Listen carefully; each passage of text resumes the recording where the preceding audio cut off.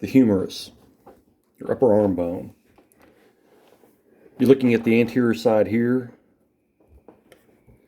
This is the posterior. Just look for that olecranon fossa. That's posterior side. This would be the lateral side. This would be the medial side. Easiest way to tell is, here's your medial epicondyle, but heads always point medially. So there's the anterior view right there.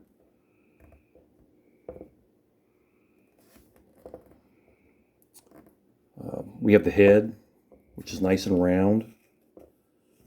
That's going to form part of your ball and socket joint of the shoulder. It's an articulation point. It's pretty obvious. You have the anatomical neck. You can see there's like a ring that goes all the way around. You see what I'm referring to now? See that ring? If you follow that all the way around,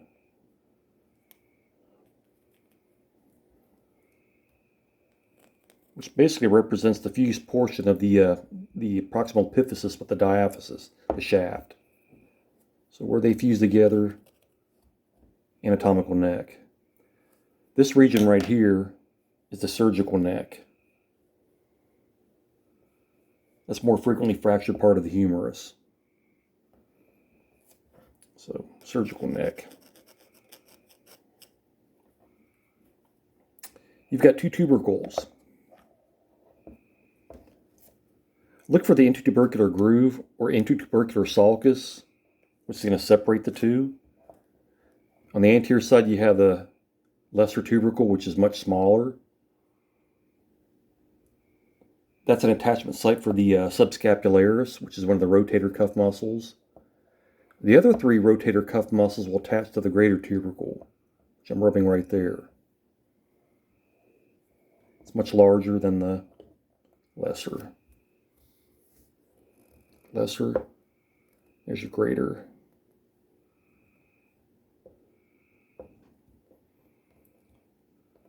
Deltoid tuberosity, this roughened area right here. It's a deltoid tuberosity. It's a little bit difficult to see on this bone. Even in class, it's a little difficult to see, but it's a raised roughened area right here.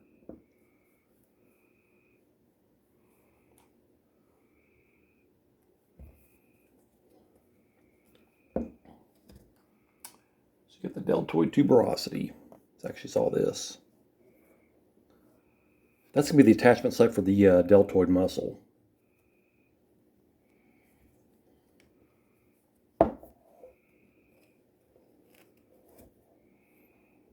It's not very prominent. You got two condyles. You've got the trochlea and the capitulum. I always think a capitulum has a cap, looks like a rounded cap. See how rounded that is? Whereas a trochlea forms that hinge joint of the elbow. I can grab it there and I can swing that like a hinge on a door. I can't do that with the capitulum. So the head of the radius is going to articulate with the capitulum. The trochlear notch of the ulna is going to articulate with the trochlea. I've got two epicondyles. This is medial, that's lateral. Those are attachment sites for muscles. Heads always go medial. There's the medial side. Medial epicondyle, lateral epicondyle. Flip it over. You can see there's my head. It's still oriented medially. Lateral epicondyle, medial epicondyle. Trochlea, capitulum. This depression right here is the coronoid fossa. In the back, the more prominent, deeper olecranon fossa. Those fossa, they allow the processes on the ulna to articulate more freely when the arm's extending and flexing.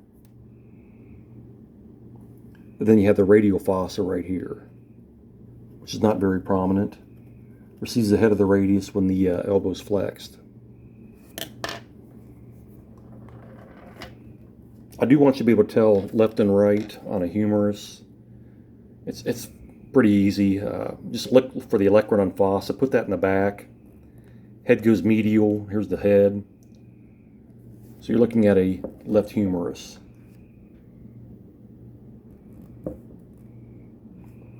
There's my medial epicondyle, there's my head. And most of you may know that the radius is going to be the more lateral forearm bone. The head of the radius will articulate there, whereas the ulna will articulate with the trochlea. So this would be a left humerus.